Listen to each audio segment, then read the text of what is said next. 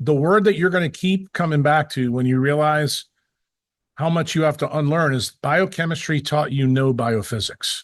Yes. And it turns out that when you really see my decentralized perspective, you're going to find out that there's nothing in biology that's a fundamental science. In fact, physics is the basics of biology. And biology gets really easy to understand when you understand this key part. But this story that we're going through, once you get hemoglobin, then what are the hemoglobins that most people know about? Well, you know about myoglobin, that's in muscles, tends to be more hypoxic.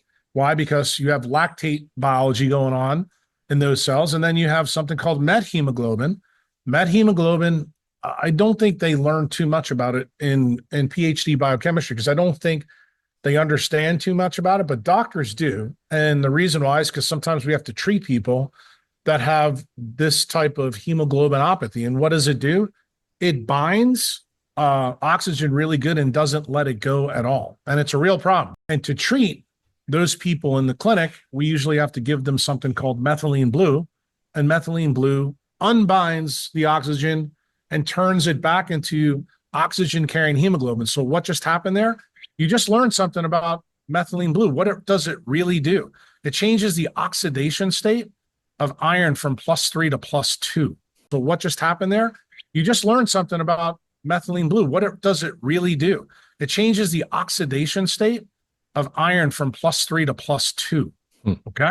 That's effectively what happens.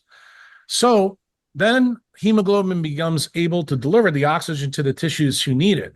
The point that I'm trying to make to you is I just explained to you, we have 3 different hemoglobins. Now, for the people who are really paying attention in the office, they probably realize, well, there's thalassemia, there's G6PD, there's sickle cell anemia. Yeah, these are all different hemoglobins that evolved during the time of the GOE. And at that time, they all had different evolutionary links and key points. And all of that pointed to the things that were going on with oxygen during the GOE until we get to the Cambrian explosion. So Nick is probably saying, okay, Jack, get to the chase. How the hell did the 2 domains of life collide? Well, this one is the pretty simple one from a physics perspective.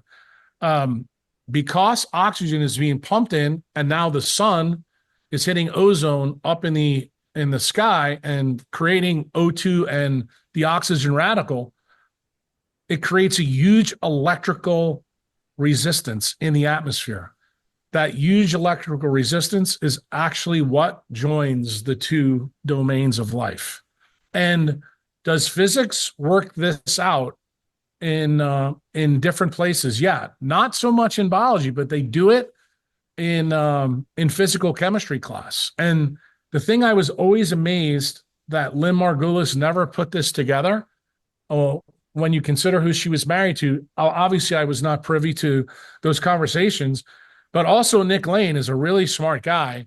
And he, like you, is an evolutionary biologist. I just don't think he's strong on the physics side of things because what can electricity do? Electricity can actually cause things to join forces.